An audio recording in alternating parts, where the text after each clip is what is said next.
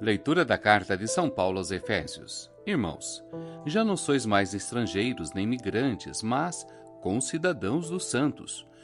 Sois da família de Deus. Vós fostes integrados no edifício que tem como fundamento os apóstolos e os profetas, e o próprio Jesus Cristo como pedra principal. É nele que toda a construção se ajusta e se eleva, para formar um templo santo no Senhor. E vós também sois integrados nesta construção, para vos tornardes morada de Deus, pelo Espírito. Palavra do Senhor, graças a Deus.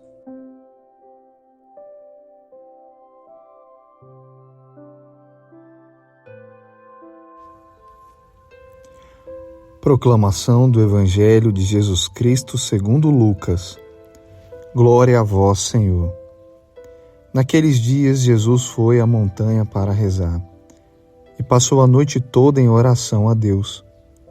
Ao amanhecer, chamou seus discípulos e escolheu 12 dentre eles, aos quais deu o nome de apóstolos: Simão, a quem impôs o nome de Pedro, e seu irmão André, Tiago e João, Felipe e Bartolomeu, Mateus e Tomé, Tiago, filho de Alfeu, e Simão, chamado Zelota, Judas, filho de Tiago, e Judas Iscariotes, aquele que se tornou traidor. Jesus desceu da montanha com eles e parou num lugar plano. Ali estavam muitos dos seus discípulos e grande multidão de gente de toda a Judéia e de Jerusalém, do litoral de Tiro e Sidônia. Vieram para ouvir Jesus e serem curados de suas doenças. E aqueles que estavam atormentados por espíritos maus também foram curados. A multidão toda procurava tocar em Jesus, porque uma força saía dele e curava a todos. Palavra da salvação. Glória a vós, Senhor.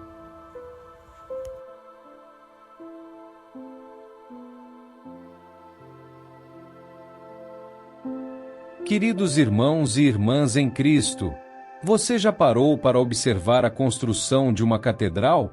Cada pedra, cada viga, cada detalhe tem seu propósito. Da fundação à cruz no topo da torre mais alta, tudo trabalha em harmonia para criar algo muito maior que a soma de suas partes. Esta imagem poderosa nos ajuda a compreender a mensagem central das leituras de hoje: a construção da Igreja de Cristo, não com pedras inertes, mas com vidas humanas transformadas. Na carta aos Efésios, Paulo nos apresenta uma verdade revolucionária. Já não sois mais estrangeiros nem migrantes, mas concidadãos dos santos e membros da família de Deus. Que declaração extraordinária! Pensem por um momento no significado profundo dessas palavras. Em um mundo dividido por nacionalidades, etnias, classes sociais e tantas outras barreiras, Paulo proclama que em Cristo todas essas divisões são superadas. Esta não é uma cidadania qualquer, não é um documento que pode ser revogado ou uma identidade que pode ser perdida. É uma pertença à própria família de Deus.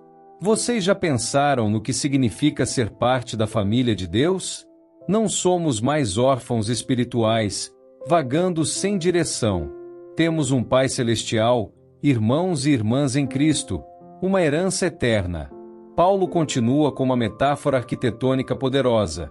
Estais edificados sobre o fundamento dos apóstolos e dos profetas, tendo o próprio Cristo Jesus como pedra angular. Cada elemento desta imagem é significativo. Os apóstolos e profetas, aqueles que receberam e transmitiram a revelação divina, formam o fundamento. Mas a pedra angular, aquela que determina o alinhamento de todo o edifício, é o próprio Cristo. E no Evangelho de Lucas, vemos Jesus estabelecendo literalmente este fundamento. Antes de escolher os 12 apóstolos, ele passa a noite inteira em oração. Que exemplo poderoso! O Filho de Deus, em sua humanidade, busca a orientação do Pai para uma decisão tão crucial. Pensem na importância deste momento. Jesus não está apenas selecionando assistentes ou delegando tarefas. Ele está escolhendo as pedras fundamentais de sua igreja. Cada um desses homens, com suas falhas e virtudes, será usado por Deus de maneira única para estabelecer o fundamento sobre o qual estamos construídos hoje. E notem o contraste fascinante. Após uma noite de solidão em oração, Jesus desce montanha para se encontrar com uma multidão que busca cura e libertação. É como se a intimidade com o Pai o preparasse para o ministério entre o povo. A oração e a ação, a contemplação e o serviço, o vertical e o horizontal, todos unidos em perfeita harmonia. Mas voltemos à imagem da construção que Paulo nos apresenta. Ele diz que nesta edificação espiritual, todo o edifício, bem ajustado, cresce para formar um templo santo no Senhor. Observem as palavras, bem ajustado. Cada um de nós tem seu lugar nesta construção divina. Não há pedras descartáveis, não há vidas insignificantes. Talvez você se sinta como uma pedra pequena e insignificante. Talvez suas lutas e limitações pareçam desqualificá-lo para ser parte desta construção divina. Mas lembrem-se, nas mãos do Mestre Construtor, cada pedra tem seu propósito. Às vezes, são precisamente nossas áreas quebradas que Deus usa para criar algo belo. Paulo conclui dizendo que nós também somos edificados simultaneamente para sermos uma habitação de Deus no Espírito. Que mistério maravilhoso! O Deus do universo escolhe habitar não apenas em templos feitos por mãos humanas, mas em nós, sua igreja viva. Esta verdade tem implicações profundas para nossas vidas. Se somos a habitação de Deus, como devemos viver? Se cada um de nós é uma pedra viva neste templo espiritual, como devemos nos relacionar uns com os outros? Primeiro, devemos reconhecer nossa interdependência. Nenhuma pedra se sustenta sozinha. Precisamos uns dos outros, assim como as pedras de uma catedral se apoiam mutuamente. Isto significa cultivar a unidade, praticar o perdão, apoiar-nos mutuamente em tempos de dificuldade. Segundo, devemos valorizar nossa diversidade. Numa catedral, há pedras de diferentes tamanhos e formas, cada uma com sua função específica. Da mesma forma, nossas diferenças não são obstáculos à unidade, mas contribuições únicas para a beleza do todo. Terceiro, devemos manter nosso foco em Cristo, a pedra angular. É Ele quem determina o alinhamento de nossas vidas, tanto individual quanto coletivamente. Quando nos desalinhamos de Cristo, todo o edifício é afetado. Quarto, como vemos no exemplo de Jesus, devemos equilibrar a oração com a ação. O tempo que passamos na presença de Deus nos prepara para o serviço aos outros. A intimidade com o Pai nos capacita para o ministério no mundo. Finalmente, devemos nos lembrar que esta construção está em andamento. Paulo diz que o edifício cresce. Isto significa que há sempre espaço para mais pessoas, sempre oportunidade para crescimento e transformação. Meus queridos irmãos e irmãs, hoje somos convidados a contemplar nosso lugar nesta construção divina. Onde quer que estejamos nesta estrutura espiritual, seja na fundação ou nas paredes, no pórtico ou no santuário, somos parte de algo muito maior que nós mesmos. Que possamos, como aqueles primeiros apóstolos, responder ao chamado de Cristo com fidelidade.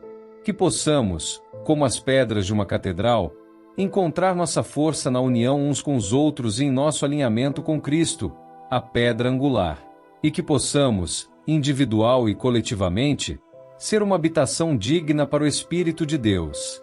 Que o Senhor continue sua obra em nós, ajustando-nos, polindo-nos, integrando-nos cada vez mais perfeitamente em seu plano divino. E que, através de nossas vidas unidas em Cristo, muitos outros possam encontrar seu lugar neste templo vivo que é a Igreja.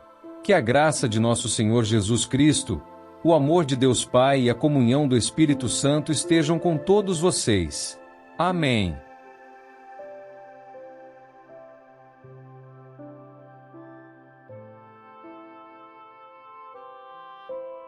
São Miguel Arcanjo, defendei-nos no combate. Sede o nosso refúgio contra as maldades e ciladas do demônio. Ordene-lhe Deus, instantemente o pedimos, e vós, príncipe da milícia celeste, pela virtude divina, precipitai no inferno a Satanás e aos outros espíritos malignos que andam pelo mundo para perder as almas. Amém.